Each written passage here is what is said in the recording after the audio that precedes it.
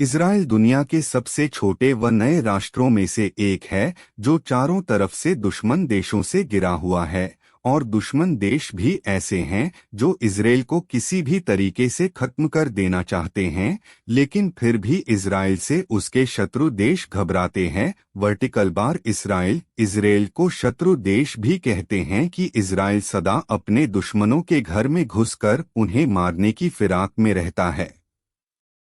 यह सब संभव हुआ इज़राइल के स्वाभिमानी एवं देशभक्त लोगों की वजह से। आइए जानते हैं इज़राइल के रोचक तथ्य। इज़राइल राष्ट्र 14 मई सन 1948 को अस्तित्व में आया। इज़राइल की राजधानी जेरूशलम। इज़राइल का धर्म यहूदी धर्म। इज़राइल का पवित्र ग्रंथ तनख बाइबल। राजभाषा हिब्रू अरबी। मुद्रा इज़राइली नई शेकेल। इज़राइल राष्ट्र दक्षिण पश्चिम एशिया में स्थित एक देश है। यह दक्षिण पूर्व भूमध्य सागर के पूर्वी छोर पर स्थित है। इसके उत्तर में लेबनान, पूर्व में सीरिया और जॉर्डन तथा दक्षिण पश्चिम में मिस्र है। इज़राइल संसार के यहूदी धर्मावलंबियों के प्राचीन राष्ट्र का नया रूप है। इज़राइल का नया राष्ट्र 14 मई सन 1948 को अस्तित्व में आया।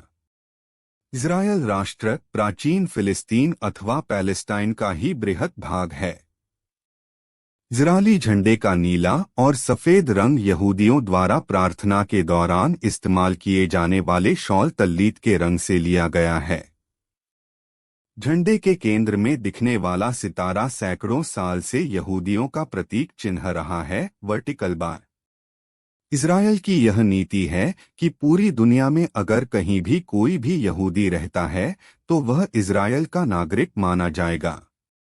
इज़रायली राष्ट्रीय भाषा की तो हम बता दें कि इज़राइल की राष्ट्रभाषा हिब्रू है। वर्टिकल बार मध्यकाल में हिब्रू भाषा का अंत हो गया था, लेकिन इज़राइल की स्थापना के बाद राष्ट्रभक्त यहूदियों ने अपनी भाषा हिब्रू को इज़राइल आधिकारिक भाषा बनाया और इस प्रकार हिब्रू का पुनर्जन्म हुआ। इज़राइल की दो आधिकारिक भाषा है, हिब्रू और अरबी। इज़राइल की कुल जनसंख्या 90 लाख के बराबर है, यानी हमारे दिल्ली शहर की जनसंख्या से भी कम। तथा 4 इज़राइल मिलकर भी उत्तर प्रदेश की जनसंख्या के बराबर नहीं कर सकते, परंतु इज़राइल की छाप फिर भी आपको दुनिया के हर हिस्से में तथा हर विषय में मिलती है। इज़राइल दुनिया का एकमात्र ऐसा देश है जहां के प्रत्येक नागरिक को मिलिट्री ट्रेनिंग अनिवार्य है तथा इज़राइल का प्रत्येक नागरिक कुछ समय के लिए सेना में काम करना अनिवार्य है, चाहे वह उस देश के प्रधानमंत्री का बेटा क्यों ना हो। इसी प्रकार से इज़राइल में महिलाओं को भी मिलिट्री ट्रेनिंग लेना अनिवार्य है। वर्टिकल बार वास्तविक रूप में महिला शक्ति अहमियत इज़राइल में मानी जाती है।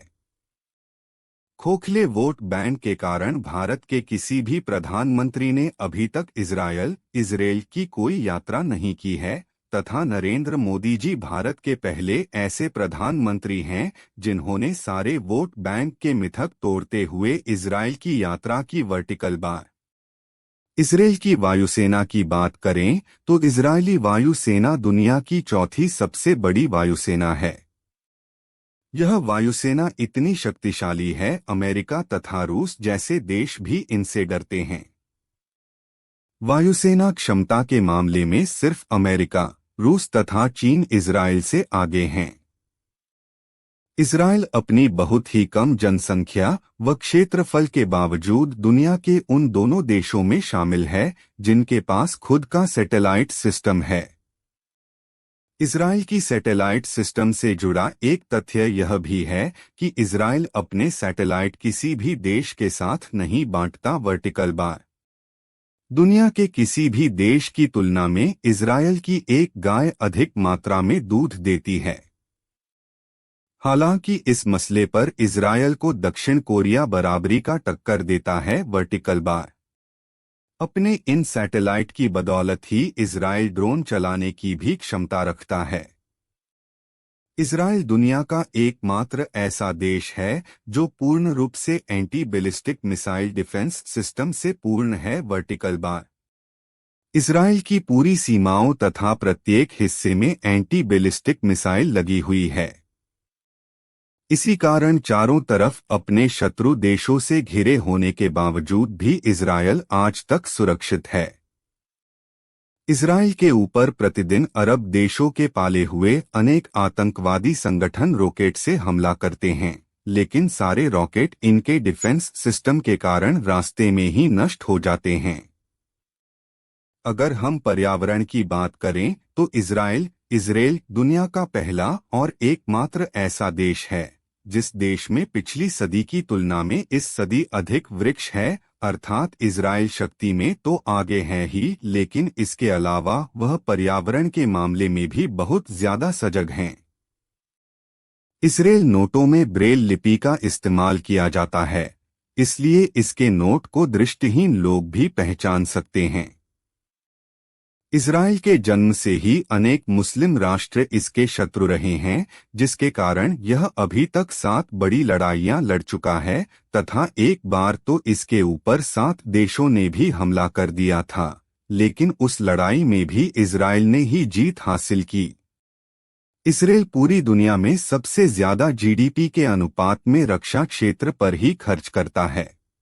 इजराइल के सभी विद्यार्थी अथवा युवकों को, चाहे वह लड़का हो अथवा लड़की हो, अनिवार्य रूप से सेना में ज्वाइनिंग करनी ही पड़ती है तथा सेना में अपनी सर्विस दौरान लड़कों की अवधि 3 साल के लिए होती है तथा लड़कियों के लिए 2 साल होती है। सबसे पहला फोन मोटोरोला कंपनी ने इजराइल में ही बनाया था। सबसे पहली पेंटियम चिप माइक्रोसॉफ्ट के लिए इजराइल में ही बनाई गई थी तथा पहली वॉइस मेल भी इजराइल में ही विकसित की गई थी।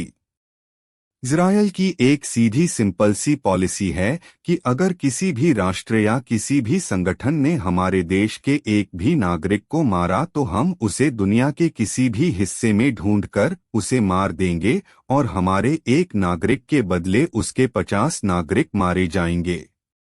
इजराइल के बारे में एक विचित्र तथ्य यह भी है कि इजराइल ने आज तक अपने किसी भी दुश्मन को जीवित नहीं छोड़ा। इजराइल के ऊपर हमला करने वाले सभी दुश्मनों की मृत्यु निश्चित है। भारत का नंबर 1 दुश्मन पाकिस्तान भी इजराइल से कितनी घृणा करता है, इसका अंदाजा आप इसी बात से लगा सकते हैं कि हर पाकिस्तानी पासपोर्ट पर साफ शब्दों में लिखा होता है कि यह पासपोर्ट इजराइल को छोड़कर किसी भी राष्ट्र में मान्य है। इजराइल का सबसे विचित्र तथ्य यह है कि आप अपनी नाक रविवार के दिन साफ नहीं कर सकते। अब ऐसा क्यों है, यह तो इजराइल से ही पता करना पड़ेगा। इजराइल के एक अलग राष्ट्र बनने के बाद 1952 में अमेरिका ने अल्बर्ट आइंस्टाइन को इजराइल का प्रधानमंत्री बनाने का प्रस्ताव पेश किया, लेकिन हम इस अल्बर्ट आइंस्टीन ने यह प्रस्ताव ठुकरा दिया। दुनिया का सबसे पहला एंटीवायरस भी इजराइल में ही बना। सबसे पहला एंटीवायरस इजराइल में 1979 में बनाया गया था। इजराइल में सूअर पालना पूरी तरह से प्रतिबंधित है। ऐसा करने पर आपको जेल भी हो सकती है। इजराइल दुनिया में सबसे ज्यादा हीरो की कटिंग और पॉलिशिंग का केंद्र भी है। यहां पूरी दुनिया में सबसे ज्यादा हीरो की होलसेल होती है।